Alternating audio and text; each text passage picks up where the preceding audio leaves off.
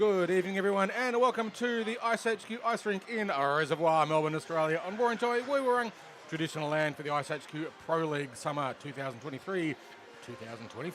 I'm Carl Brewer, and joining me this evening is Harrison Carr, Anton Goss, and all his 13-year-old female friends are all off watching Taylor Swift, I think it is. Is that the one? Harry, they're off at some concert at the MCG. Apparently it's full. But here at iceHQ, it is hockey night, and that's much more important. Anyway, you pick your poison. It's game 10. It's the start of the final round of this, our third season.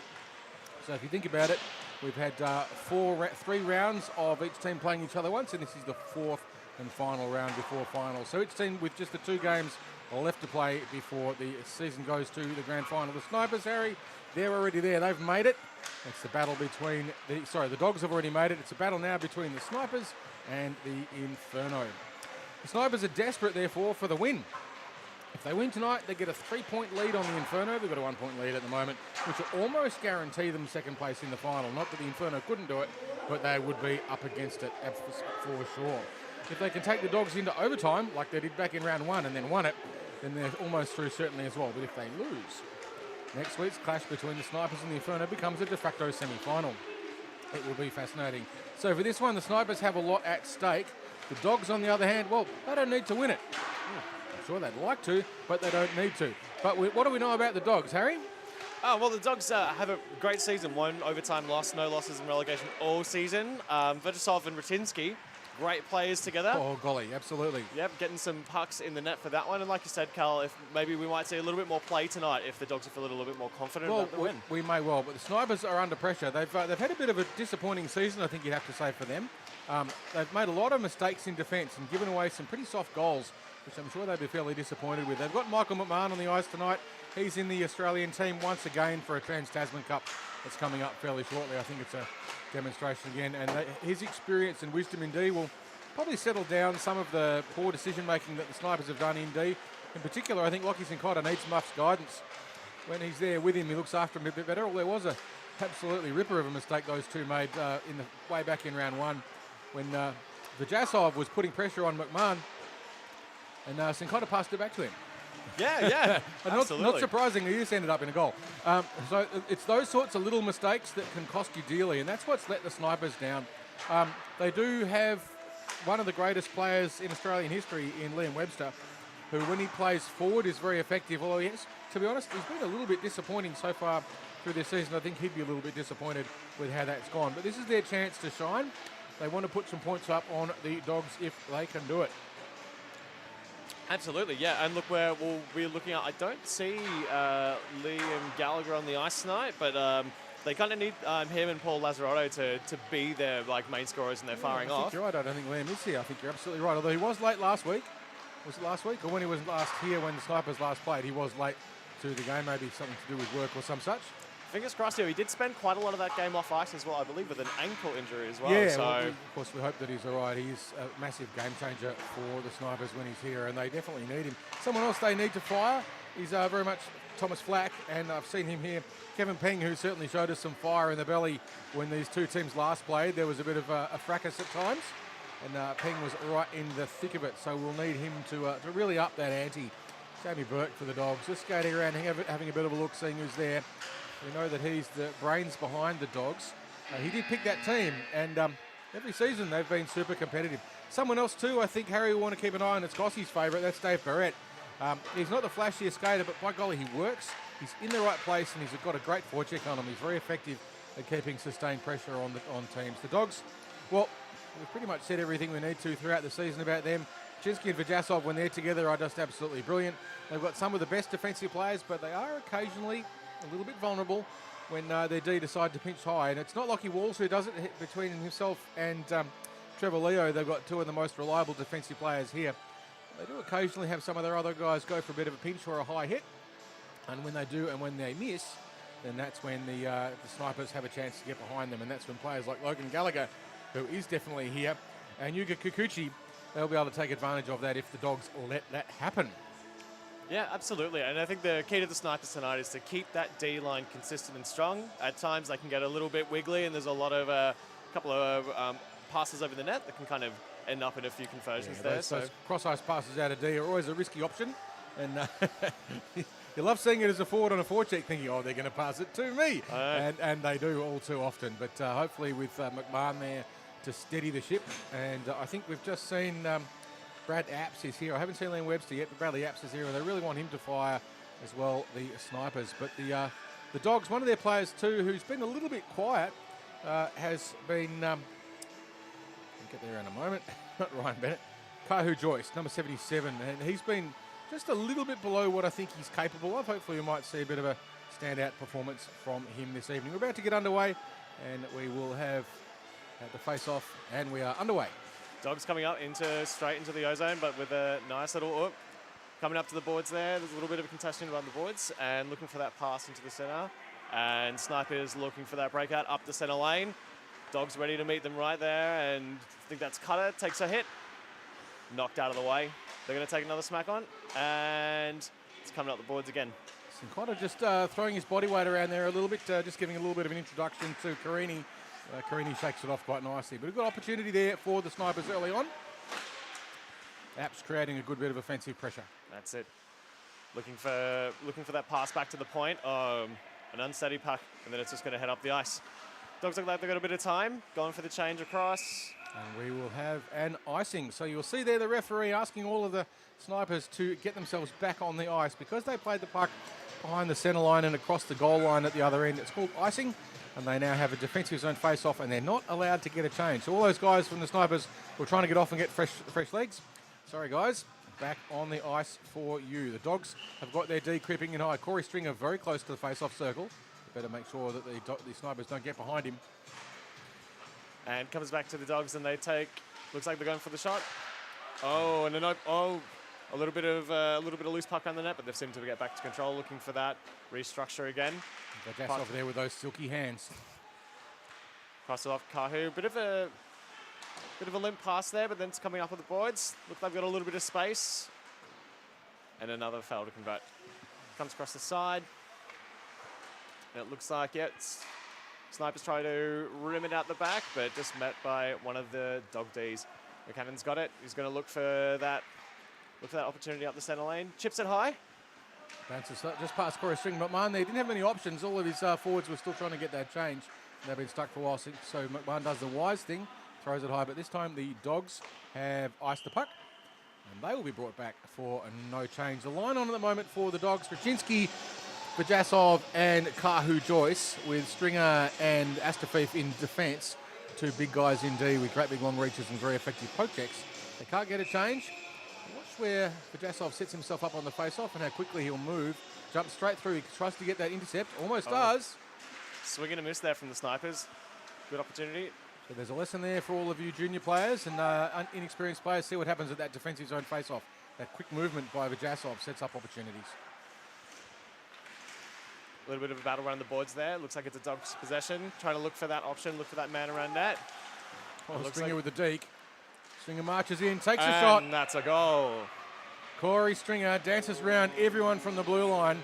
Makes the Snipers look a little bit silly. And we have a 1-0 lead there by the Dogs. Snipers winger just not quite putting enough pressure on Corey Stringer. And we know he can move when he wants to. He's got great reach, great big long arms. So he can move the puck a long way. The Snipers will want to get that one back pronto. Just goes to show what can happen when you give that man a little bit too much time and a little bit too much space. If the wingers aren't up on those points quickly, they need time and space, and turns into scoring opportunities. And Stringer with way too much room there. Dogs winning the face off there and passing up. Going for that centre lane. He's got a clear shot at it. Oh. Gets stuck behind the boards, knocking a couple of down, but he's looking for that centre pass up again. Passing it through. Michael McDowell there for the Snipers, throwing his body around a fair bit, just trying to be assertive. It's a dangerous line at the moment for the Snipers, for the Dogs, sorry. I might call this the second line, but a second line with Jamie Burke on it? I don't think so. Burke's looking for that opportunity. Oh, tries to rib it into one end. It's coming up. Pass it back to point, going to take a shot on. Oh, almost with the tip there. That was Troy Robertson with a shot out there from the point. There was a lot of traffic in the way. Good opportunity to put some pressure there on Tommy Forrest. And it looks like Snipes got some time for that setup. They're going to look for that breakaway and straight back to the D on point. Troy Robinson again, just keeping the puck in deep. Digging in there is Jordan Warren, trying to find an opportunity, but Snipers' defence there in numbers this time. Looking for opportunities to break the pass out. They find movement. Managed to clear the puck through Kikuchi. Kikuchi has with him Spencer Nave, but the puck is stolen by the Dogs. Snipers having to get themselves back into position, but looking for a good opportunity there and whiffs it just a little east of the net. McMahon finding himself with unexpectedly large amounts of room. Moved in to try and get the shot away, but in a slightly unfamiliar position. You can see him trying to keep an eye there on Sinclair and try and help him out a little bit, but now there's an opportunity for the Dogs. And another one. Goal to tooth. The Dogs are on fire, and this time that was Les Carini. I think that might be his first goal in this competition. I'll just double check that. I think that might be Carini's first goal. Either way, it was quite a nice one. You'll see on the replay, he created a bit of space and just sneaked around Tommy Forrest, who is a little bit exposed here. Preparation there, and it just slides in. Just a bit of bad luck. Wouldn't have gone in third. We do get a cut between periods here in this league.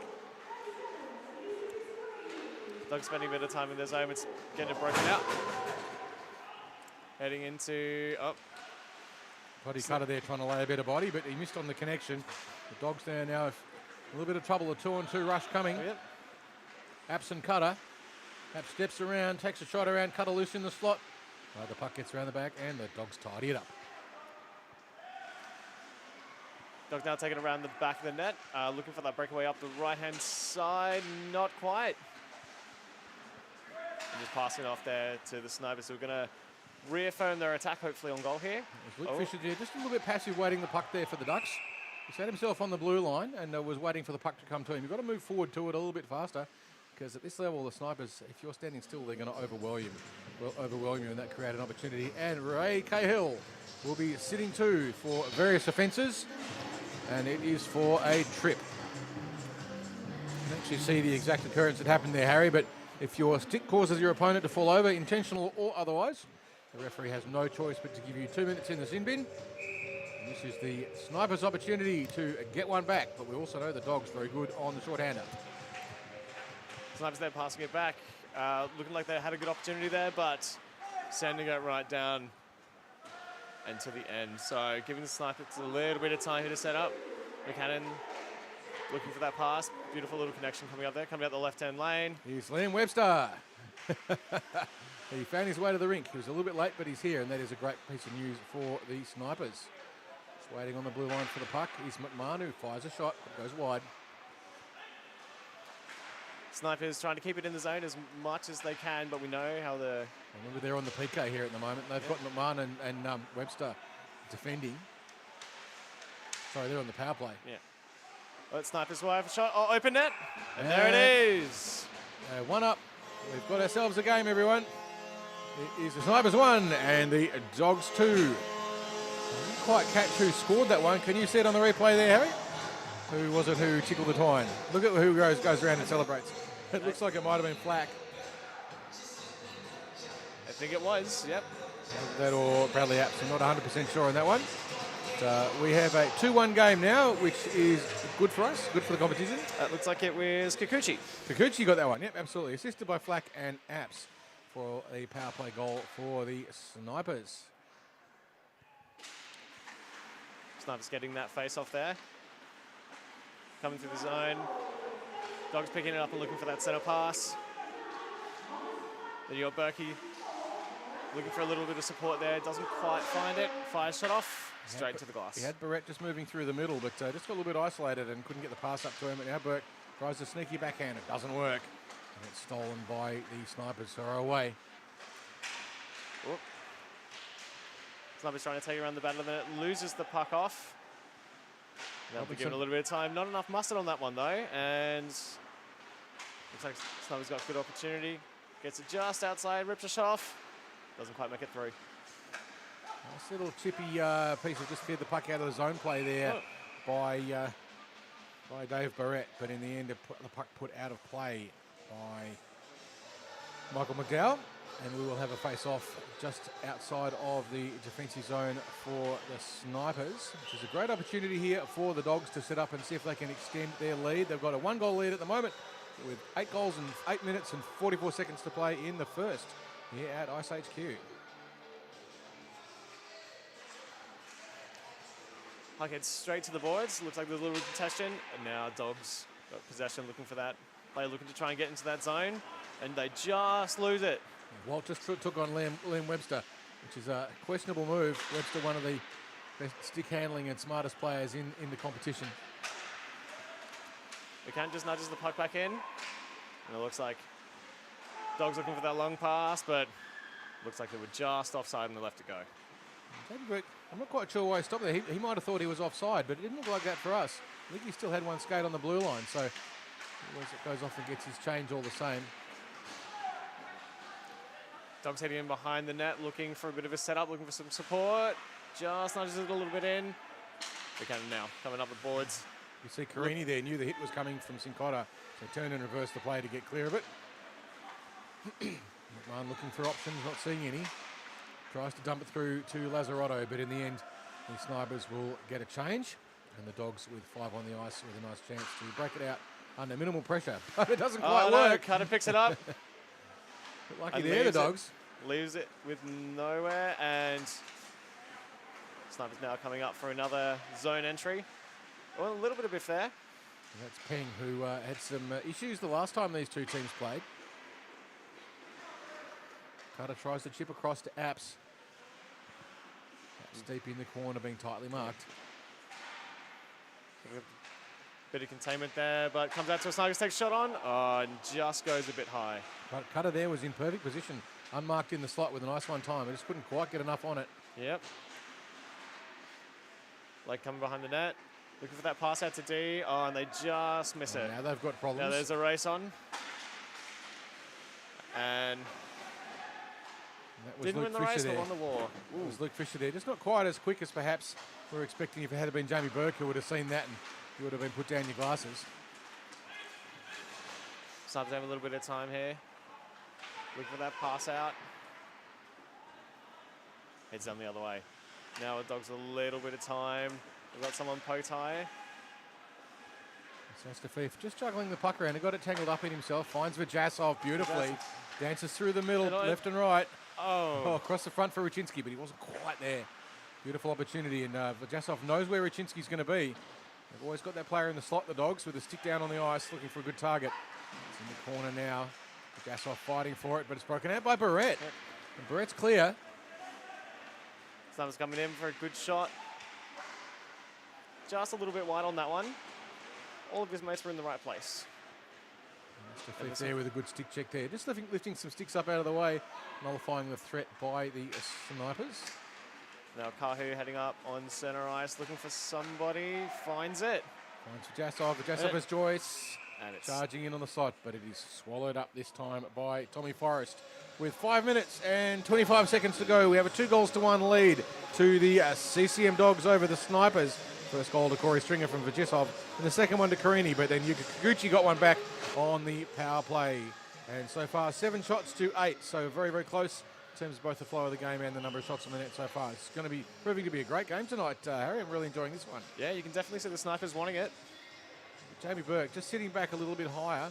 Watch the face-off here by Liam Webster when he needs to. It's very, very effective, but he loses that one. Comes out to the Dogs. Bit of BDB passing on the point there. And it looks like looking for that clear space to rip one of those off, and he sets it a little bit low. Lucky Walls there, makes no mistake. It's a good option, just that deep low shot, and finds Burke. Burke picked off by Sincotta. Sincotta wears the boards there. It's a good hit by Jordan Warren. It just reminds Sincotta that this is a full contact league.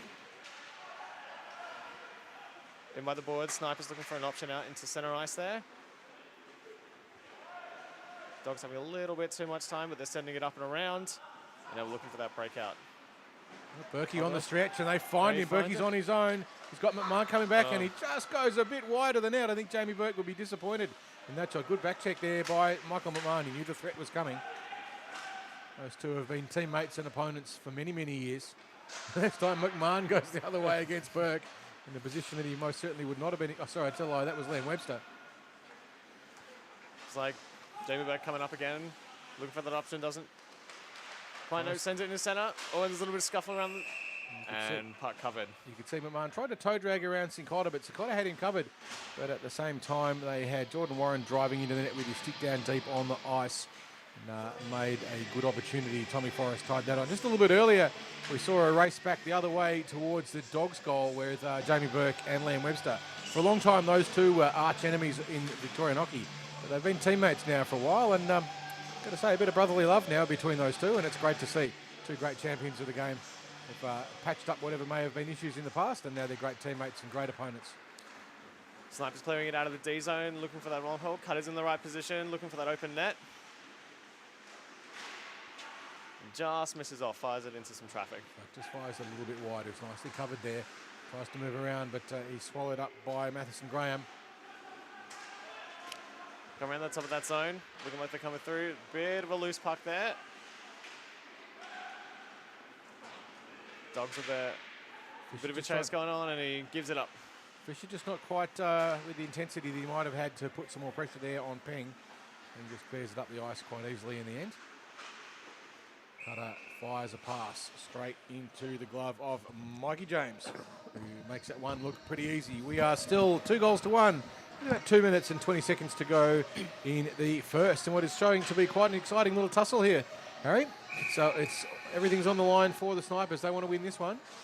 You see Sincotta pinching in a little bit. He's got to make sure that he's got Rachinsky and Vajasov just waiting there. If they get behind him, they're going to be in trouble. Dogs winning the face-off there and giving a little bit too much space, but here he comes breaking into the zone. Rips one off. Vajasov creates the rebound. There it is. And not a beautiful pass there. Vajasov actually used Tommy Forrest's pads there as a bit of a passing agent. You see Vajasov comes in, takes the shot, just bounces it off the pads. And who's there just sitting there waiting for it? Another dog just going in and charging the net. So there's a great lesson again for inexperienced players. If you're the second player in or the third player in and there's no one judging the slot, get in there down low with your stick on the ice. And sometimes it will get rewarded very nicely. Shoot low. Usually the goalie will cough that rebound, and that's exactly what Tommy Forrest did. And we now have a 3-1, 2-goal lead to the Snipers almost at the end of the first. Dogs getting up through that centre lane. Losing it a little bit just as they enter the zone. But then just nudging it straight back. Look away. Dogs need to be careful here. They don't get a little bit overconfident. All of their D pinching in deep on attack does leave them a bit vulnerable, and hit there by Barrett. Just reminding the Dogs that the Snipers can play contact hockey too. Stringer now tries to make the poke check, and that great big long reach of his does so well. Snipers looking just nudging it out of the zone. Almost had that little nice little D moment there of taking that cracker from there. Oh, passes up through. Looks like there's going to be a bit of contest on the boards. It's Laver there, but he's isolated. It's, and wouldn't you know it, Liam makes Webster. its way in. Webster, the sneaky goal. No one saw him coming. He's jumped straight on after a change. And firing in the corner there was, I think that was Spencer Nave. Or Jacob Laver, sorry, who was driving in.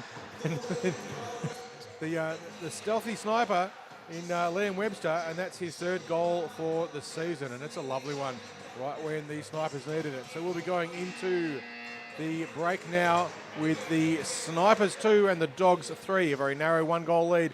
Shots on the net so far, 9-14 in favour of the Dogs. One penalty as well, Freight Ray Cahill with 2 for tripping, and that did give away 1 goal to the Snipers. That was Kikuchi who got that on the power play. He would have been pretty happy with that one. Liam Webster there, assisted by Laver and Dixon on the breakout. Very lovely goal there by Liam. We know what he's capable of. But the first one scored by Stringer. Joyce then with his first goal of the season, I believe it might be. Carini was his second. Kikuchi with his first. Joyce with his second goal in this game, which is also his second goal for the season. So it's about time he found some form. Kahu must have been listening to it during our pre-game. And we said, you know, young man, you better score some goals. And tonight he scored 2 just to shut us up. So we will take a break now. We'll be back with you in 14 minutes. So that'll be about 8:10 for the second period.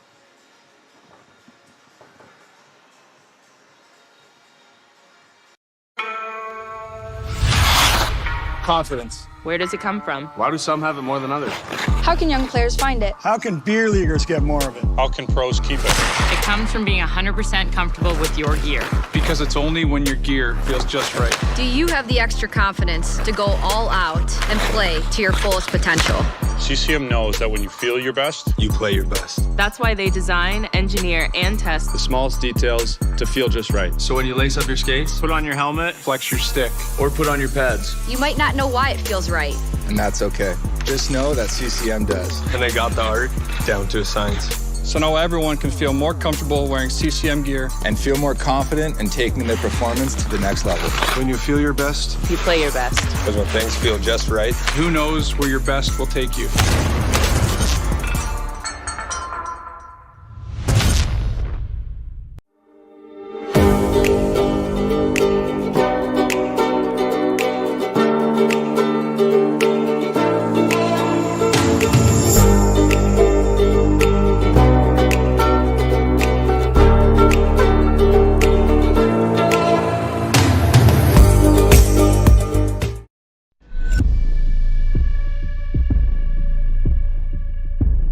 This game is our canvas.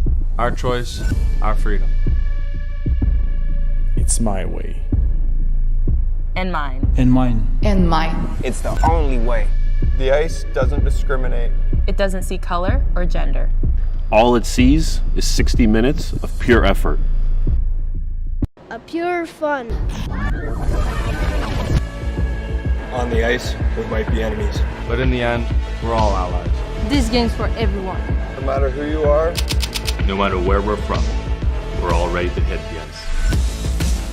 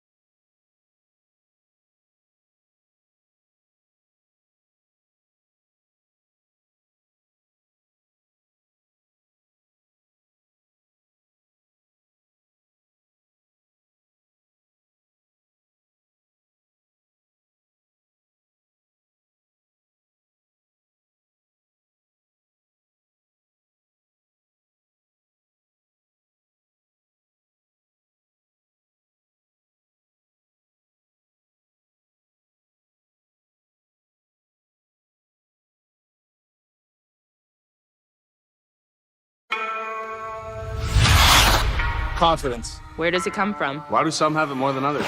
How can young players find it? How can beer leaguers get more of it? How can pros keep it? It comes from being 100% comfortable with your gear. Because it's only when your gear feels just right. Do you have the extra confidence to go all out and play to your fullest potential?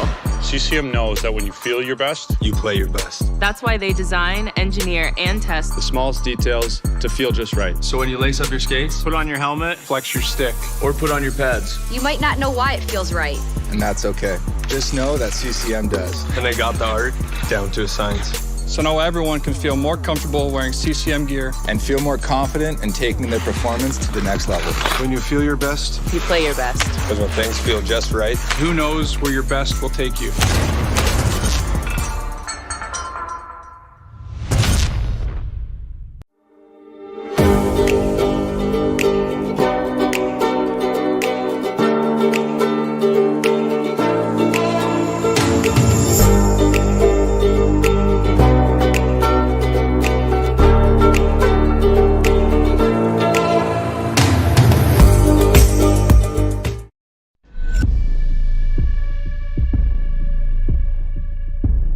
This game is our canvas. Our choice, our freedom. It's my way. And mine. And mine. And mine. it's the only way. The ice doesn't discriminate. It doesn't see color or gender. All it sees is 60 minutes of pure effort. A pure fun. On the ice, we might be enemies. But in the end, we're all allies. This game's for everyone. No matter who you are, No matter where we're from, we're all ready to hit the ice.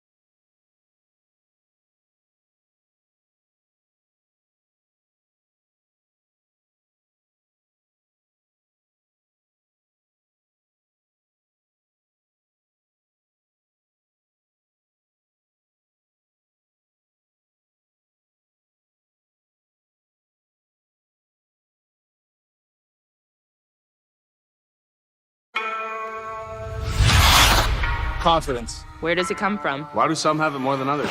How can young players find it? How can beer leaguers get more of it? how can pros keep it? It comes from being 100% comfortable with your gear. Because it's only when your gear feels just right. Do you have the extra confidence to go all out and play to your fullest potential?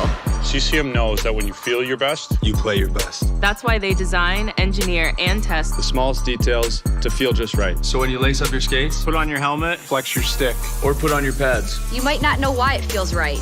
And that's okay. Just know that CCM does. and they got the art down to a science.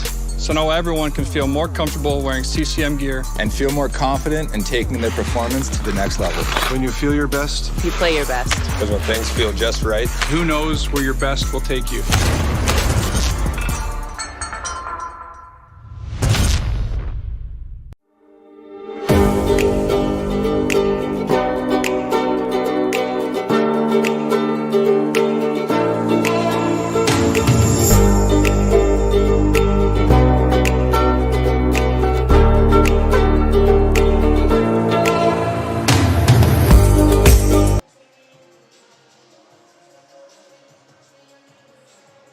Welcome back, everyone, to the iceHQ ice rink here in Reservoir, Melbourne, Australia, for the second period of what is proving to be a very close and exciting game indeed between the Snipers and the Reservoir Dogs. The Dogs jumped out early to a 2-0 lead, with Stringer being given way too much room, and then Joyce with his first of the season, and Karenni took it out to 3-0 early on in the first period with 12 minutes to go. It was looking pretty grim for the Snipers, but then Kikuchi on the power play, courtesy of a trip administered by Ray Cahill, gave one back. Kikuchi there, assisted by Flack. And then Joyce took it back out to a 3-1 lead from Vajasov and Rachinsky with a beautiful piece of play. But it was all finished off with just 10 seconds to go, Harry, by none other than the superstar legend of Australian ice hockey himself, Liam Webster, who with Labour and Dixon managed to sneak one past Tommy Forrest. What are you looking forward to seeing here in the second period, Harry? I think the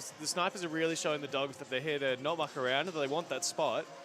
So keeping them at bay, because we know the Dogs can get a little bit overconfident sometimes if they get too much of that lead. So I think they can too. And we've seen a couple of instances where they've had quite a lot of players in the deep offensive press, and, just leaving the 1D behind where they need them. And they've got to be careful. The Snipers can counter-attack pretty quickly, and they've got the vision to see it.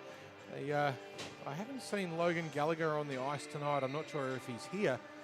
But they've certainly got some players with some pace. Nave and Laver in particular have been very effective, and Flack too has made some good moves. But not to mention, of course, Bradley Apps, who's always in the right place. And Webster, give him a shot on the net, it's going in. You can pretty much guarantee it. So it's going to be an interesting one for the Snipers. The Dogs, just a little bit complacent, a little bit off the pace. Not quite going at the speed they would normally be expected to go. Now, from the point of view of the ladder for the Dogs, doesn't matter. They're already in the grand final. But here's the thing. If they give the Snipers too much of a head up, the Snipers are going to work out the cracks in the armour and come after them later. So it's going to be very interesting to see if the Dogs turn the wick up a little bit this period and try and assert some dominance over the Snipers, or maybe just give the Snipers a little bit of a sniff of the bone. And in that case, that gives them a bit of a chance when they come up to play again, if indeed the Snipers make it through to the grand final. That is by no means at all a foregone conclusion, the race for second place between the Snipers and the Dogs. The two teams are only separated by 1 point on the ladder. And if the Snipers don't win tonight, Inferno have a real chance. And they did beat the Snipers last time the two teams played just a couple of weeks ago, the Snipers and Inferno. The Inferno with a very nice win indeed. They made it look a little bit easy, I've got to say. But it'll be interesting to see how this period pans out. Harry? Yeah, good starting lineup. Looks like, McMahon and Berg sharing hopefully some... They're pretty good mates, those two. Yeah. They both run the training programs here, and they coach the junior program and also the senior program here at iceHQ in the ice hockey development for seniors and juniors. So they're colleagues and good friends. And they've played on the same team and different teams for many, many years. And, they're both excellent players. Berkey, as we know, does have the most penalty minutes in this competition. He's got 28. And the second most penalty minutes, this may surprise you, is actually by one that you really wouldn't expect it to be, and that is Lockie Walls. He got involved in an altercation early on in the season as well, which exploded a little bit. Lockie, he's, I think, possibly the most unsung and underrated defensive player in this competition. He just doesn't make mistakes, and he's strong and has superb vision. He's not a flashy guy. He doesn't do any sort of magical things, but his magic is knowing exactly where to put the puck, and we'll see how effective that is against the Snipers this evening. Sincotta and McMahon, the D pair starting off. We will be underway in just a few seconds. Apps there taking the face off for the Snipers. Dogs winning the face off there, looking for that pass up the lane, received and knocked back a little gingerly. Big poke check there by Mikey James, who came dancing out. Berkey just a little bit fanned on the pass. Lockie Walls couldn't quite get to it. And we saw Mikey James do a diving poke check all the way up halfway up the rink. Get the puck out. Dogs trying to fire one off there and just missing it. And Sniper's getting some bit of control. Playing with it a little bit too much across the net there, but managing to clear the zone. Giving them time for a good reset. You might have been wondering why the Dogs there weren't called for offside on the defensive play just then. But if the team carries the puck back into their own zone, then it puts everyone onside. Dogs coming up the right-hand side, trying to find against the boards, but not a lot of support with them. Snipers claiming that spot in front of net, but passing it back for... Burke dances around everyone, but can't quite get past. And now we've got Cincotta on his own with a breakaway. Takes a little bit of a dribbly shot, doesn't get enough on it. Is that Cincotta? No, I tell a lie. Snipers looking for a little bit of an opportunity in front of the net, but they are getting glued by some Dogs players. Coming up, takes a shot. Swallowed up. Kevin Peng fires it in from the blue line, but a little bit too high, and as a result, Mikey James just plucks that man out of the sky, flashes the glove, as Gossie would say, and makes that look all too routine. He had plenty of time to see it coming, and that player for the Snipers who made that early move was Jacob Labour. Apologies, not Lockie Cincotta. Puck going into the corner now, a little bit of a battle along the boards. Not quite clear, but it eventually gets rimmed round. Dogs looking to carry it out of the zone, just gets caught in. And shot back to Kahu. Joyce with a risky pass across ice, but gets away with it. Because he's looking for Vajasov, who dances left-right with that puck on a string. And he's got Rachinsky with him in deep. Vajasov's still holding the puck. He's got around sort of 2.5, but still stuck with the puck. He's looking now for options. He circles around the front of the net. Back and forwards, has a shot, but Tommy Forrest in the way. Snipers now looking to get that puck out of the zone, but they're getting chased down pretty hard. But a little bit of fill around the boards. But eventually, yeah, getting that structure back in. But a little bit of contest puts that pressure on, and that's all you need for that.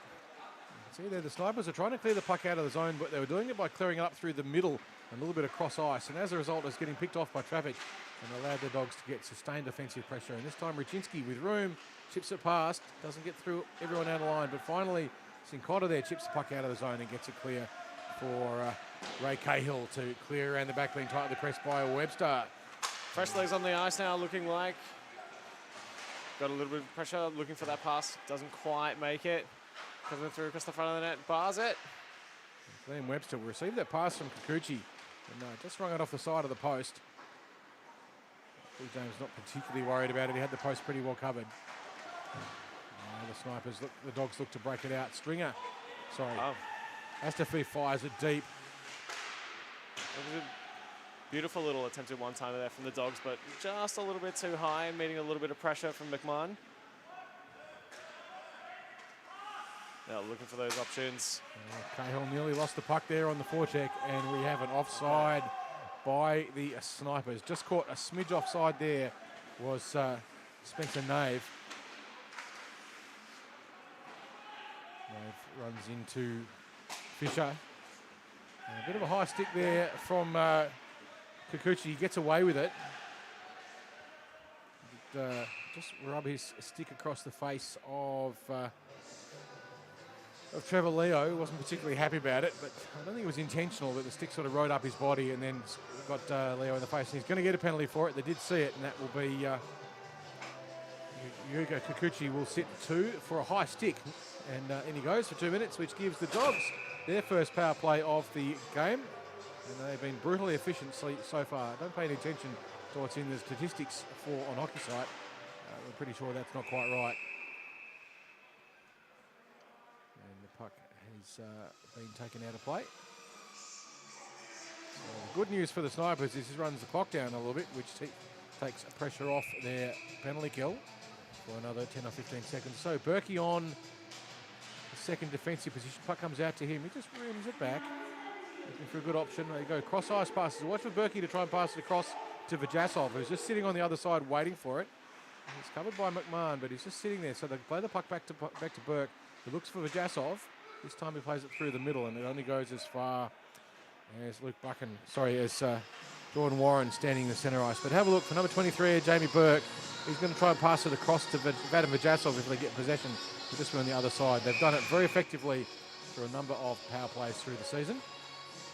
They win this face-off. They win with a chance. Wiggles that back a little bit there of the Snipers, but then pass back to the Dogs on point who are already just looking for that right opportunity to look for that space in the net. So just have a look at where Vajasov sets himself up for. Burke gets the puck, passes it across to Vajasov.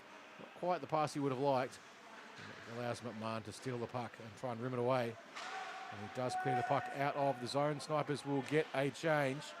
And that takes another 20 or 30 seconds. We've only got 40 seconds to go on the power play. They cleared up to Burke, looking for an option. He's been covered. He's got Warren skating across the front, but Snipers back in numbers and they shut it down. Still on the ice there for Jasov. Didn't quite get enough of a handle on it. And in the end, the save. No, we do have a goal. Didn't quite see that one go in. It deflected off something somewhere. We'll see it on the replay. It looks like that was for Jasov, just tucking it in. So it might have been assisted by Burke. We'll see where that one came from. We know that those two on the power play very effective indeed. So that takes them out to a 4-2 lead. Just scoring from it. No, it looks like that might have been Jamie Burke who got that one. Very bounced cool, off everything. bounced off everything. I feel a little bit sorry there for Tommy Forrest. There wasn't much he could do with that sort of pinball game going on. Dogs now hanging around in the zone a little bit, looking for that pass out. Oh, but contested, giving that little bit of pressure down. Lets them open up that space and then Fisher just being a little too, misses that pass though.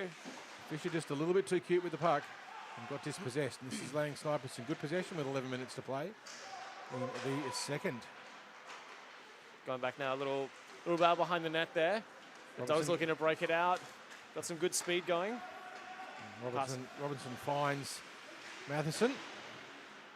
And Lockie Walls will have to win the race back. He's being chased by Barrett, but it's going to go for icing. No icing. Icing wave dot. Walls being pressed by Barrett, but manages to clear it out nicely. Mr. Fife goes for a hit and just misses. And Walls again. Looking for that space in between. Not quite finding it. Jamie Burke now on the forecheck on Michael McMahon, circling around, just cutting off his lines. McMahon finds Kikuchi. Kikuchi runs into a wall, but somehow manages to keep the puck and stick the puck. Not quite in the net, but awfully close. And Mikey James there. Mikey's got it somehow, but Kikuchi managed to kind of got that through. I don't think anyone quite believed that he still had possession. He danced around everyone and still had the puck attached. Maybe there's, we'll have to check his stick later for magnets. Liam Webster now. Let's see if Webster takes a shot here. He's got McMahon back. Will he play it back to McMahon? No, he doesn't even win it cleanly. So it's played out now. Simcotta looking for the option up the middle. Tried to find McMahon, but it's stolen by the Dogs through the middle yet again. And they turn that steal into a goal. That's why you don't do those risky cross-ice passes under pressure, because they get picked off time after time after time, and it just creates scoring opportunities. If you wind that one back just a smidge, I think the replay won't go quite far enough back to get that one, but Berkey capitalises on it. Very risky cross-ice pass out of D. I'm pretty sure, Harry, I've told you not to do that. Time and time again. And I've told me not to do it, and I still do it. So it's one of those instinctive things. You see your player moving and you pass to them. But unfortunately, if it's cross-ice, the likelihood of interception is very high. And that's exactly what happened. Berkey taking his time off the face-off there. Again, sliding into that position, putting a little bit of pressure on the Snipers up on the boards. Snipers ultimately getting some clean possession there, looking for a bit of the breakout. Simcotta tries it again, and Berkey does it again. Intercepts right in the middle of that net. It's going to take a good shot. Couldn't quite get his stick on it. Lovely piece of work there by Toddy Cutter. He got a stick down in the way. That's exactly what they needed. Snipers coming through a little contest, but manages to get around it. Ultimately, getting a little shut down. Gets a little bit too close to home there. Snipers looking at that pass back, but ultimately get broken away. Heading up the ice, McMahon there. Hopefully shut down. Walt's got Warren with him. Warren finds the puck. Dicks backwards and forwards. Just tries a little bit of a cheeky stick it in, but doesn't go. And we're going to have a penalty. And it looks like it will be on the Dogs. And it's Jordan Warren who'll be sitting too. I think it might have been a hook. Yeah, he's been done for hook. So that's when you use your stick to impede the progress of your opponent. And the referees will call hooks in the offensive zone. They'll quite often let them go through the neutral zone because they figure it doesn't impact on the play very much. It's really just an attempt to slow down your opponent. It's not a slash. It's not going to cause any harm, but it slows them down. And in the neutral zone, they really kind of let it go. But in the offensive zone, they absolutely will blow it up. Now with the puck. He's got time, but he was pressed tightly by Vajasov. Pass across, misses McMahon, but it finds Apps, who runs into Vajasov and falls over. Looking for that player in the slot. Not quite finding it. There's Kikuchi in the corner. He's got two dogs around him, which is Vajasov is one of them, and you just know that that's a player that's very difficult to try and score around. The Dogs clear the zone. McMahon goes back to clear it up. Dogs electing not to get a change with about a minute and a bit to go. Kikuchi brings it back to Apps. Apps has got no time at all as he runs out of room. You see the Dogs setting up a nice little box defence around their net, just owning that space in front of the goal. Got some nice puck handling there through the zone, but eventually misses that stick and gets it out. Webster couldn't keep it in. He's looking for a pass across, trying to find some movement. Has to challenge Raczynski's stick and manages to do it. But now the Snipers with a chance. Passes out at the centre and ultimately met by Vadim Vajasov, the magic hands himself. And the Dogs now get fresh legs on with 45 seconds to go on the penalty kill. Trying another zone entry, coming in hot. Trying to get it through the legs there, but not quite hitting it, but a good contest. Looks like a shot's going to come off. Puck's bobbling around in front of the slot. Still bobbling. His body's all over the place, but the puck is cleared out of the zone by the Dogs. Hit there by Troy Robertson, trying to settle things down a little bit. He's still got the puck. Tries to clear it up the line, but only as far as Webster, who chips it in. Sneaky, bobbles around in front of the net. It's one of those really risky bounces. It's still there. Webster still gets another chance.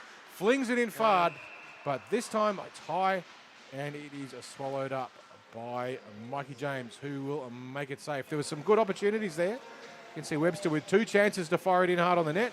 First time nice and low, second a little bit high, and just kind of bobbled a little bit. But that first one, there was a lot of opportunities. Not much time to go on this penalty. I think it'll be drop of the puck, and we'll be back to 5-on-5. And you'll see here the Dogs will be looking for a chance to play the puck up the ice as Warren comes on behind the play. Rips one off from the Snipers there, meeting the pad of the 10. Now 5-on-5 back to full strength hockey for everyone. 5 minutes to go in the second. The Dogs out to a 5-2 lead. Getting that chase behind the boards, looking for that opportunity.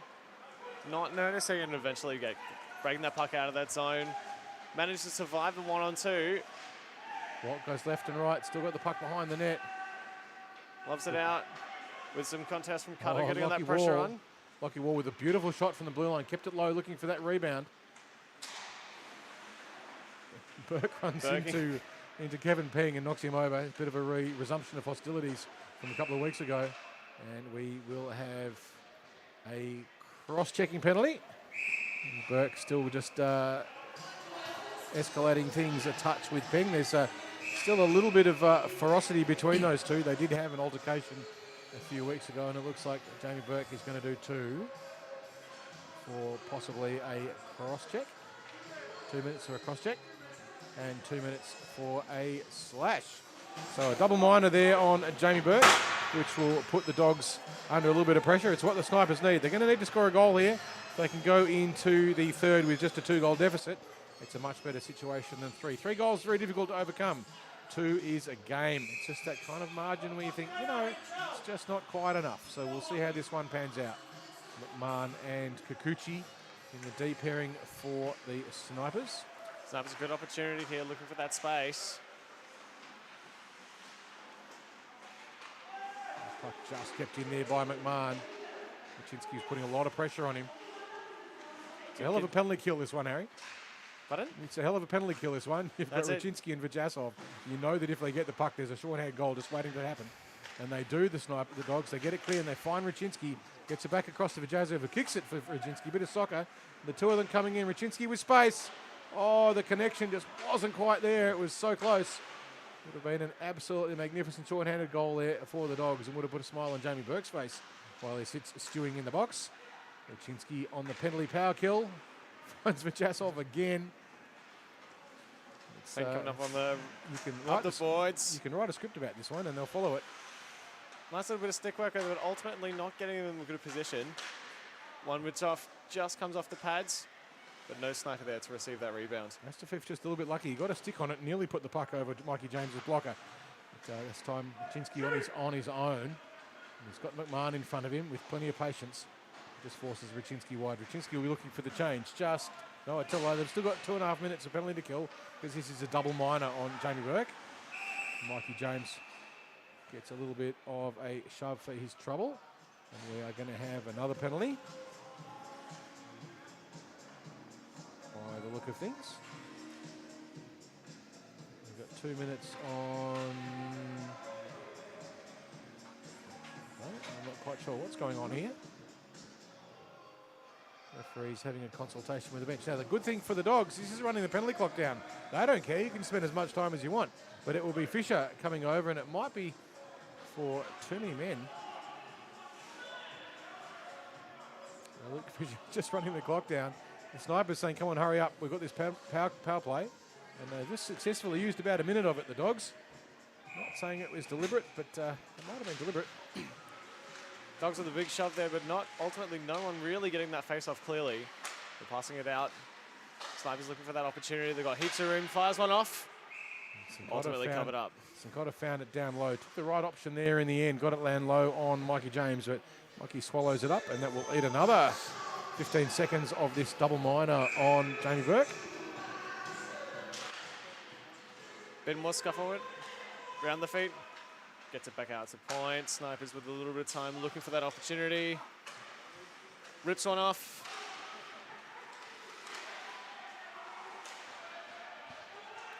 Snipers again trying to reset for that play. Dogs are giving them plenty of room, but standing where it counts. And the puck goes up and hits the netting, which will stop the clock. Sorry, won't stop the clock. The Snipers would love it if it did. Just a minute now to go on the double minor and 37 seconds, 35 seconds. By the time the puck is dropped, there'll be about 20 or so seconds in this period. 5 goals to 2. The best case you could expect for the Snipers will be to win this face-off straight back to McMahon, who plays it across Kikuchi and gets a quick shot on. See if that works out. Yeah. The puck comes back to McMahon, who plays it across to Kikuchi. Does he take the shot? Oh, he's looking for it. He's waiting. Plays it back to McMahon, who takes the shot, but it goes over the top and is deflected off Lockie Walls' stick. And with 7 seconds to go, this is the last gasp for the Snipers in this period. McMahon goes back to get it. He knows the clock is ticking. Fast one off. Take the last shot. And the horn rings. And that ends the second period. A very effective period there for the Dogs. 2 goals to Jamie Burke and 4 minutes of penalties to Jamie Burke. Just really wants to cement his position on the top of that ladder there, Carl. Absolutely there in that part of it. I think he's still a little bit unhappy about how that one was dished out to him. He got 1 for slashing and 1 for cross-check. Luke Fisher got 2 for a delay the game, and then continued to delay the game by arguing about it. And as a result, that's run the clock and the penalty down. But when the third period resumes, there will be the Dogs 5 and the Snipers 2, and there will be 20 seconds. A 5-on-3 power play to the Snipers. Normally you would expect a 5-on-3 to be a goal. It is certainly an A-grade scoring opportunity for the Snipers, and they will need to get that goal early in the third to give themselves a chance to really win this game. We've seen the Leafs lose from here. The Dogs can't be complacent. Leafs fans. Oh, I'm a Bruins fan. We had a bad day today as well. But all the same, it's going to be, the third period will be an interesting one indeed with that 5-on-3 start for it. If the Snipers can get the face off and get some quality possession, that gives them a chance to really bring it back to make it nice and close. So we'll be back with you in about 14 minutes for the third period.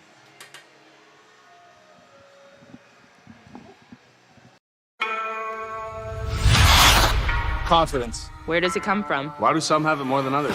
How can young players find it? How can beer leaguers get more of it? How can pros keep it? It comes from being 100% comfortable with your gear. Because it's only when your gear feels just right. Do you have the extra confidence to go all out and play to your fullest potential? CCM knows that when you feel your best, You play your best. That's why they design, engineer, and test The smallest details to feel just right. So when you lace up your skates, Put on your helmet Flex your stick. or put on your pads, You might not know why it feels right. And that's okay. Just know that CCM does. and they got the art down to a science. So now everyone can feel more comfortable wearing CCM gear and feel more confident in taking their performance to the next level. When you feel your best, You play your best. Because when things feel just right, who knows where your best will take you.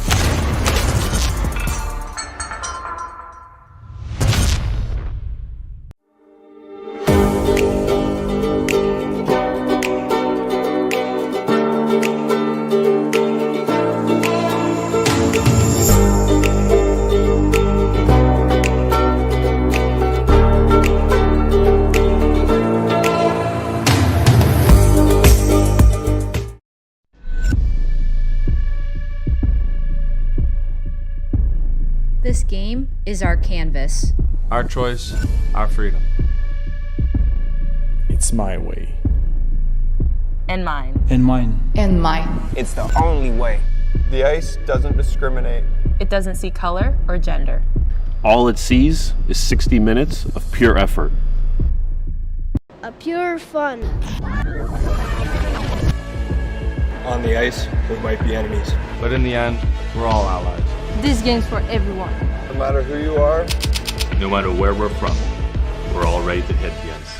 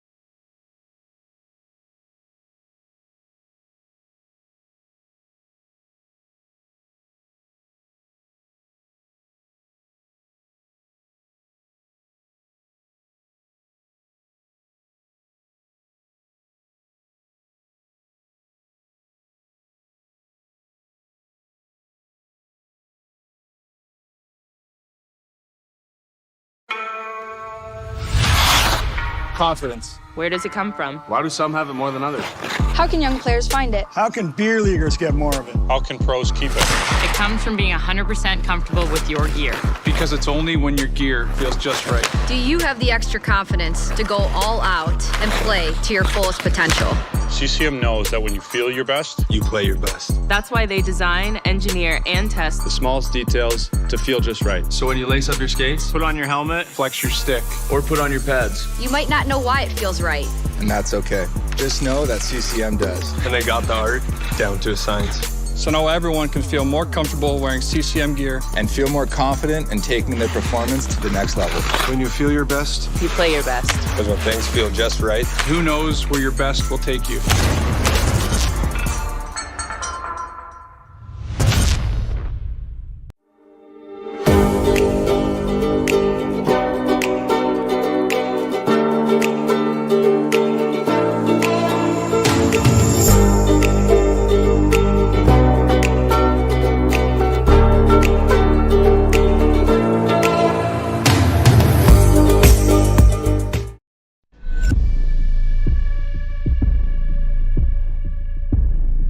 game is our canvas. Our choice, our freedom. It's my way. And mine. And mine. And mine. It's the only way. The ice doesn't discriminate. It doesn't see color or gender. All it sees is 60 minutes of pure effort. A pure fun. On the ice, we might be enemies. But in the end, we're all allies. This game's for everyone. No matter who you are, No matter where we're from, we're all ready to hit the ice.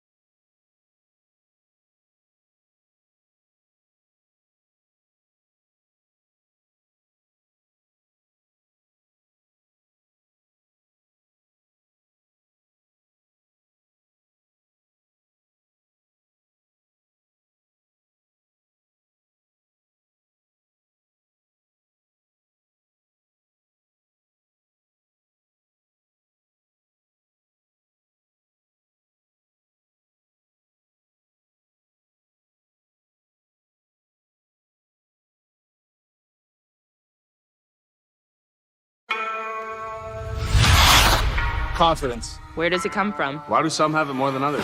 How can young players find it? How can beer leaguers get more of it? How can pros keep it? It comes from being 100% comfortable with your gear. Because it's only when your gear feels just right. Do you have the extra confidence to go all out and play to your fullest potential? CCM knows that when you feel your best, You play your best. That's why they design, engineer, and test The smallest details to feel just right. So when you lace up your skates, Put on your helmet, flex your stick. or put on your pads. You might not know why it feels right. And that's okay. Just know that CCM does. and they got the art down to a science. So now everyone can feel more comfortable wearing CCM gear. And feel more confident in taking their performance to the next level. When you feel your best, you play your best. because when things feel just right, Who knows where your best will take you?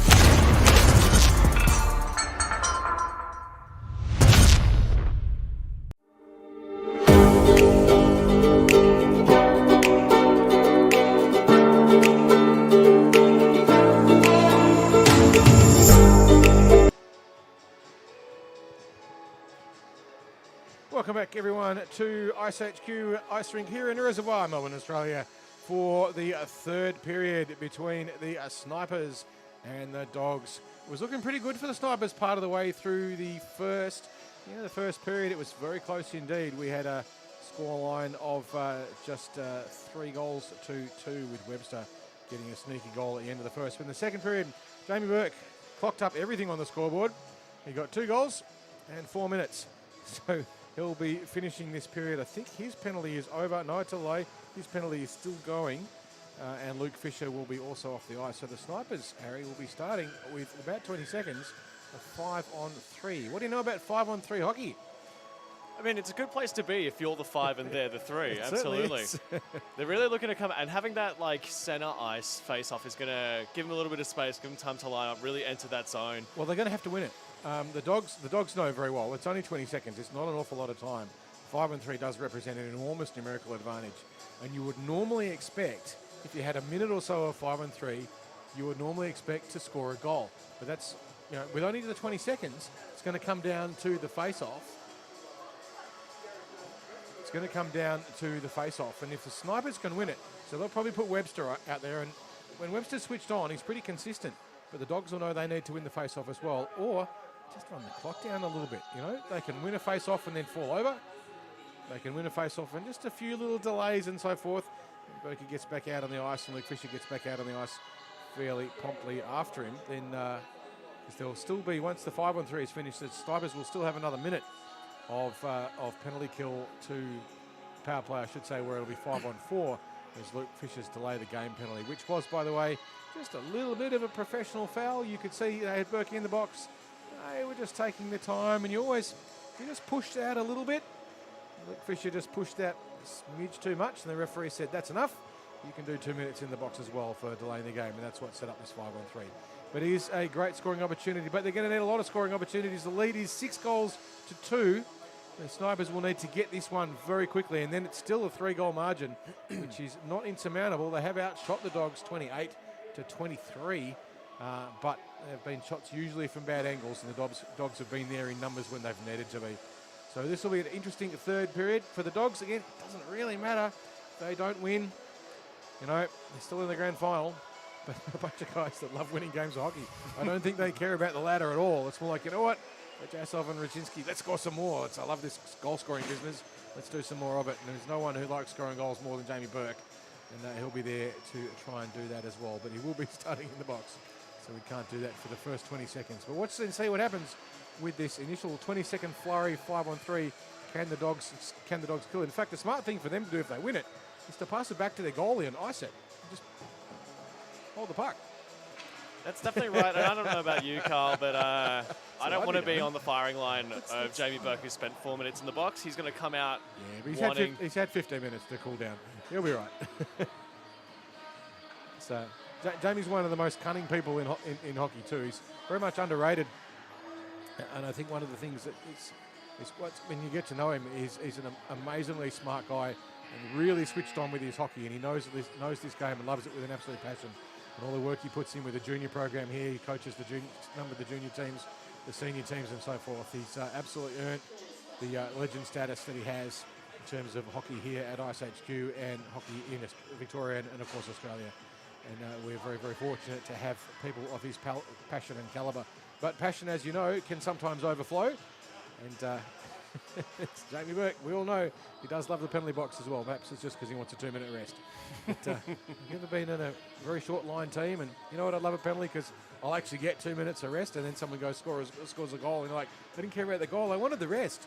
Don't bring me back onto the ice, I want to see you do something else stupid and get 2 minutes in the box. We're going to see the starting face-off here. Looks like Thomas Flack lining up to take it, and they've got Toddy Cutter and Bradley Apps, McMahon and Sincotta for the Snipers lining up to see if they can take this first one. But the kill, look at it, Raczynski for Jasov and Astafiev. That's a hell of a penalty kill. That's a hell of a penalty kill, Harry. There's a 3 men who have very silky hands and know where each other are. Rajasov wins the face-off. Astafiev clears it up, and Rajasov back to Astafiev. And they're just going to pass it around a little bit. They can dump the puck all the way down the other end. Just 10 seconds to go now on the 5-on-3. And they've done exactly the right thing, exactly what they needed to do, the Snipers. 5 seconds left on the clock. Snipers not really attacking it with that aggression that they should be on a 5-on-3. And Berkey's back on the ice. We've got 5-on-4 now for another minute. Sorry, I tell you about another 5 seconds. And now Fisher back on the ice, and we're back to 5-on-5, and they've survived the onslaught. Apps there with a chance in front of the net, but couldn't connect to it. We're back to 5-on-5 hockey. Tuttle looking for that one-timer there, couldn't quite get his stick on it. Astafiev finds Burke down in his feet. He's looking for opportunity. Sneaky shot across the front. He's trying to connect there with Vajasov. It didn't quite come off. That's the fifth fine Stringer. Dumps it deep in the corner. It's played out by the snipers. Running around the back is McMahon. But he's checked there by Fisher. Bit of stick lifting there. Won them that little contest. McMahon. Burke coming in on Sincotta, and just Sincotta backing off a little bit. Knew who it was, and the Berkey wouldn't be backwards in laying a body on him. So he's a bit careful. Dogs now just very casually bringing that puck behind the net. Knowing they've got the space, they've got space on both the score and the ice. Well, Liam Webster steals the puck. He's got Kikuchi. Kikuchi just robbed there by the Dogs who chip it out. But Kikuchi on the blue line manages the steal. Big shot in there. Another one by Liam Webster. Unfortunately for him, there's Berkey on the stretch. And he's just missed that there was a play there. He just took his eyes off for a fraction of a second. And in the end, a chip in. Not much on it at all there by Josh Walt.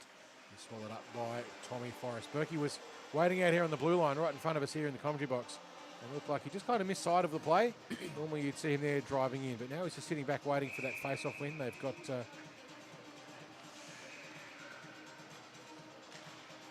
Dogs send the puck out. Berkey pucks back. Walls shot into a lot of traffic.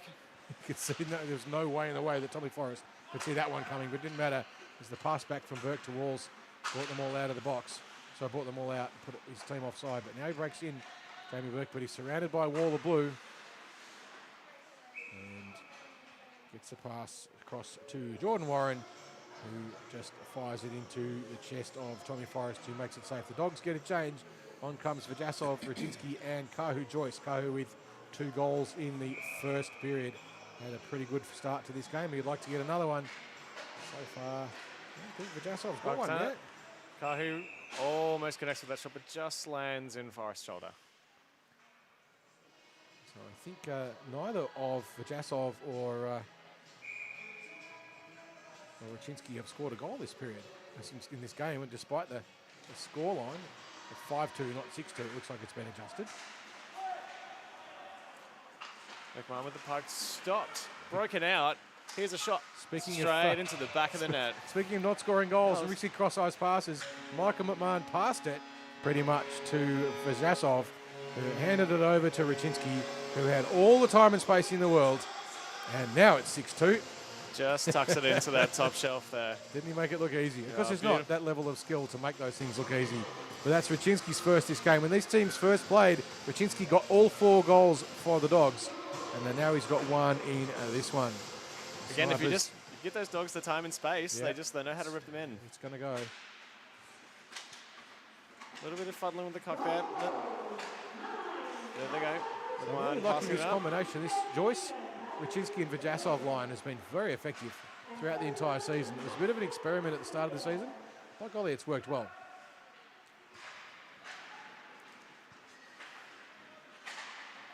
Snipers now, McMahon just chipping the puck in. Kahu picking it up. Oh, we're passing it off. Beautiful. Look at those hands work. So Vajasov comes in, and watch Radzinski following him. Sit about 4 or 5 metres off his tail and just follow him in whenever he gets his own entry. Puck now just tucked in the corner. A couple of snipers looking for a bit of piece of the pie, but not quite having the gusto to get there. McMahon receiving, looking for that pass out, just chucks it up the boards. McMahon had little option there but to play for the safety of the boards. But unfortunately for him, there was a lot of Dogs and not many snipers. All the snipers are racing back to try and cover up Vajasov and Radzinski, which is what they need to do. As a result, they didn't have anyone up ice really to try and create an opportunity. They're all still on the back check. So they're committed to that back check, which is great, but it does cut off their attacking options when they overdo it a little bit. 12 minutes and 50 seconds to play in the third. Snipers there winning that face-off, trying to get it up the boards, but finding a lot of Dogs in the way. Just those hands. A lot of pressure down there, and just tucked in the corner. What? Stick down. Trying to get the pass up to that center, but doesn't quite hit where it's supposed to go. Snipers picking up. Dogs only as far as the safe hands there of Trevor Leo. He does the right thing. The Dogs don't need to do anything spectacular here, which doesn't mean that they won't. So Leo that time just chipped it high, but didn't really have much in the way of passing options, and Astafif in deep. Elias Karini, I should say, not Astafif. Dogs aren't. Beautiful little wind up there, but straight into the chest. Apps ripped it in, but he only ripped it in as far as Mikey James, who was just sitting there waiting for it. 11 minutes and 55 seconds to play in the third. Dogs 6, Snipers 2. They will have to pull something out of the hat now, the Snipers, to get themselves some points and maybe take it to overtime. Don't know if they're going to pull the goalie or not at this point. They're starting to think about percentage. They're ahead of the Inferno on percentage at the moment. If it comes down to it, they're going to want to make sure they maintain that. So they don't want to give away too many goals. They might say, you know what, we'll lose this one 6-2, giving away a 4-goal plus minus. But that will still keep us ahead of the Snipers in terms of goals plus minus. Or they might not think about that at all. They might just try and win the game. Dogs now with some beautiful passing back and forth between Berkey and the point. Look at that, the rotation work. Oh, Roberts Snipers just picked off picking his it up. pass there by Lazzarotto. That's Kikuchi. Kikuchi firing around. He's got Lazzarotto on the charge, but he fires it high, and Mikey James deflects it high, and it goes out of play, and the clock continues to tick. And we are down to 10 minutes in this game, 10 minutes and 50 seconds. Dogs in no great hurry. Vajasov, Kahu, Joyce, and Raczynski come back on, along with Stringer and Astafeef. And Liam Webster, can he win this face-off and get the Snipers on? He does. Beautiful win. Sincotta tries in a dribbler, and it just goes wide. But no, it just wide becomes a rebound, and the rebound becomes a goal. I'm going to give Liam Webster the assist on that. I don't know if the referees will. It's a beautiful face-off win. Just a little bit of a lucky bounce. There, yeah. But here's the thing, if you're not there, no bounce is any good. So they did a good job of getting in on the slot. And it looks like that is that's Kikuchi who got that one. Just by being in the right place at the right time. With your stick on the ice. There's a lesson in that for everyone learning hockey. Get in that slot if you're a forward. Webster wins it again. That's 2 on Joyce that he's managed to win cleanly. Kikuchi doesn't quite have the speed. Great guarding there by the Dogs. Keeping that body on, body out. That was Astafeef just putting his body in the way of Kikuchi. Kikuchi's not the biggest guy in the world. He's very fast. Up there being closely watched by McMahon. Kikuchi trying to look out for that long pass there. Not quite getting it, realizing that he had a bit of competition on him. Dogs coming down. Lanes open. Second hand, passes off to Kahu. Oh, you can see Joyce had Raczynski in the slot unmarked. It was a good opportunity, but probably would have been picked off there by Tommy Forrest.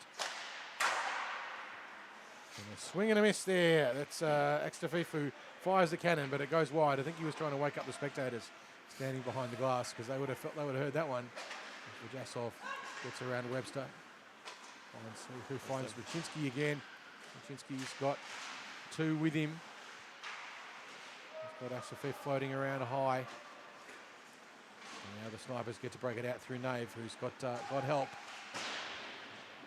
And it's Dixon driving in deep.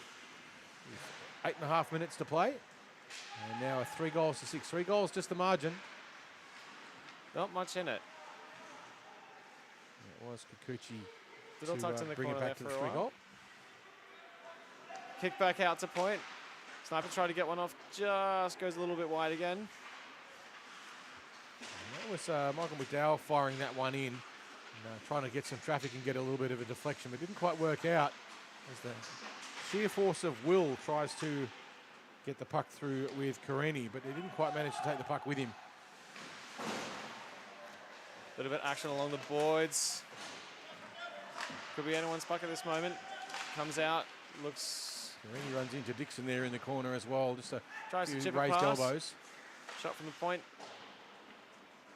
It was Cahill firing it in, but didn't quite get enough on it for it to really be a useful deflection. And offside, the Dogs, unfortunately there for Matheson Graham.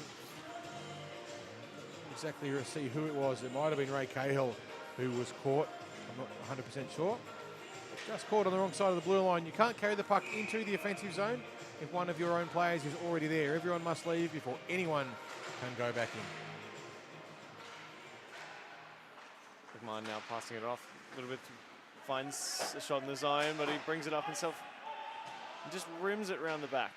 Quite a bit lucky there to get away with an icing. It looked like the puck was borderline on that red line. And he's got Jamie Burke just circling around high, waiting for that stretch pass. In that situation where Snipers caught out with their Ds hanging a little bit too high. Getting a bit lucky though. I see Warren keeping a very close eye there on Thomas Flack. They know he's dangerous. Warren keeping a good eye on him there indeed. Ooh. And the apps there.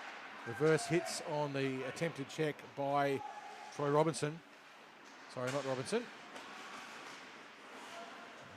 That reverse hit wouldn't normally work on Troy. Dogs coming into the slot where they want to be. A little bit of open space, but eventually passes off to Kaczewski. That was Josh Walt who ran afoul of the reverse hit. Oh, big hit. And this time Robinson introduces Kikuchi to the ice on the ground here in a reservoir, and he will do 2 minutes for interference, which is the decision that the referee decides. And as we often say to all the players in our care when we're coaching them, Harry, the referee decides the reality and the rest of us are just interested spectators. So we'll watch that one with some amusement. I'm sure the referee had a better angle than we did and is absolutely right on that call, but it's not what it looked like from here. But all the same, referee's in the right spot. So the Dogs will be killing another penalty with 5.5 minutes to go. The Snipers must score now. And Webster take the puck off Vladislav Vajasov, and he does. Beautiful little win there. One finds Kikuchi. But Vajasov clears the puck out of the zone. Webster's there to clean it up for the Snipers. Nice play there by Vajasov. His hand-eye coordination is second to none. Bit of very prick stick handling there from Kaczewski. Not quite too much pressure into the slot in order to get any sort of conversion. Takes a shot off. Kikuchi with just one too many little deeks there. Michael McMahon is very fond of telling you, and I'm absolutely in agreement with him, that you can do it's easy to do way too much puck handling, and the idea is to carry it in a place where you can shoot it quickly. So once you start doing that deking business, sometimes it's a little bit easy to overdo it. You're more concentrating on the deke and not enough on where you want the puck to end up. But Kikuchi does it pretty well, but that time just one step too many. McMahon now takes a shot from point and finds the pads. So you can see when McMahon does take that shot from a distance, it generates that rebound. And if the Snipers have someone in there and the bounce is fortuitous, they can put the puck away. And that's exactly what happened with their previous goal. Kikuchi was in the right place when Sinclair fired the puck in, and Lazzarotto and Kikuchi were there to try and take advantage of it. Kikuchi now with the puck, looking for that option within the centre. Doesn't quite make it through. A little bit of contest. Gets it off. Finds McMahon. Little bit too much to the right.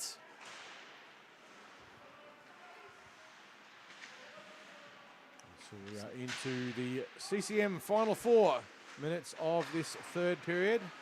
McMahon sneaky chips the puck back in, and it goes almost through the legs there of Mikey James. I don't think he was expecting that one. McMahon didn't get much on it. It was just a little bit of a backhand from an awkward angle, but he put the puck in the right place, and you can just see on the replay, it's like, oh, you better get that. Catches it at the right time. There's a puck, and I better stop it.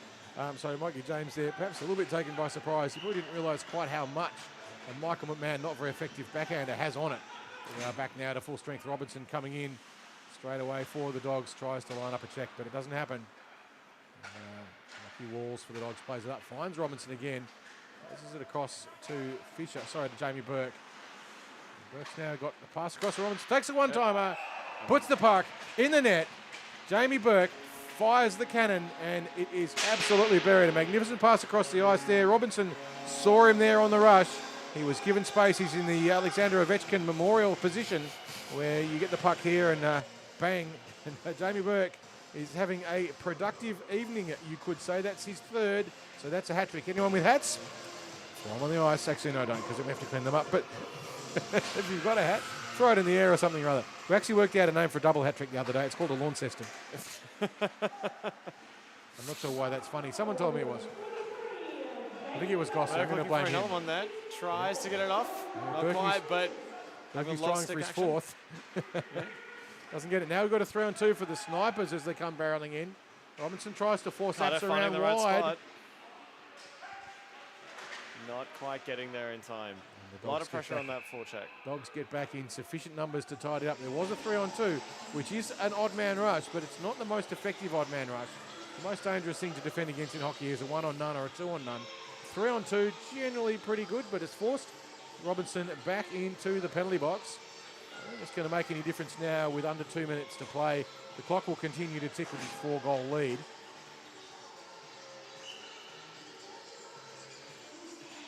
Right, face-off comes up and fucked up. Dogs winning the face-off.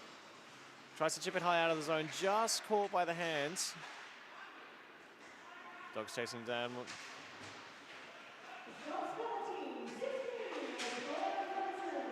Snipers now looking for that pass back to point. Kikuchi tries to get a bit of mustard on it, not too much. Pass back, goes for it one time, and meets the legs of Mikey James. Snipers giving a lot of good aggressive play, keeping that puck in the zone. But ultimately, Kahu's going for a run. He's got too much space. Joyce with all the time and space in the world, but Tommy Forrest does the right thing and just shuts it down. Snipers now coming up strong through the zone. They need to have that pressure. We haven't seen them with a lot of that power play pressure tonight. Try to rip one off. Just goes a bit wide. Again, McMahon's there in the right position. Puck comes wiggling out. McMahon picks it up, looks for some teammates, and here they come in. Strong play and pass off to the Dogs again. With 30 seconds left on the clock. Summers try for the one-timer. Doesn't quite get the balance on the skate there to put the energy behind it that he needs. McMahon again tries to look for it. And caught. That's going to finish the game with just the 12 seconds now to play. I don't think we will get this final face-off. So we're going to see at the end of this game, the Dogs with 6 wins from 7 games. They've got a plus-minus of 24, which means they've scored 24 more goals than they have scored against them, 40 for 16. And that absolutely solidifies them at the top. But where it gets really interesting now is the race for second place. The Snipers now with 7 games. They've only got 1 more game to play. And they've got 5 points. The Inferno with 4 points, but with 1 extra game. And where it gets particularly interesting now is the plus-minus in terms of goals scored. It's now the Snipers have -11 and the Inferno have -12. So there's not much in that at all. Their game that they will be playing next week when the Snipers play against the Inferno. If the Snipers win it, they'll be not quite guaranteed of being through to the grand final. But they'll be pretty close. They'll have, actually no, I tell you they will, because that'll give them a 3-goal lead, 3-point lead, which can't be beaten. But if the Inferno win it, they will get themselves into the grand final. So next week's game will be the de facto semi-final, which will be an absolute cracker. These two will have a lot to prove. The Inferno want to get through, because I reckon of all these teams, if anyone can beat the Dogs, I think it's the Inferno. Yeah. If they do the right thing, and get a little bit of puck luck, which they didn't have the last time they played, and they've got a really good chance to win that game. We didn't see it last time they played, but it is certainly a possibility. So Inferno reckon they're a chance to do it. The Snipers, I think, can't see them beating the Dogs. The Dogs have got them worked out. They know how to play against them too well. Yep. But then again, every game of hockey, anyone can win it. There's no such thing as a foregone conclusion. So we will be back next week for the game between the Snipers and the Inferno, and that will be on Friday the 23rd at 7:30 p.m. and it's the last chance for both those teams to see who's going to make the grand final. It's do or die. The only time it could get particularly interesting is if it's an overtime win to the Inferno, which would tie them on points. And then it gets even more interesting the week after when the Inferno then play against the Dogs, and that will be a fascinating contest as well. But if either one of the two teams wins cleanly next week, it will be the semi-final. It's only if there's a draw and it goes to overtime that it gets the potential to be more interesting. So I don't know about you, but I can't wait till next week. Let's see what happens next Friday night and bring it on.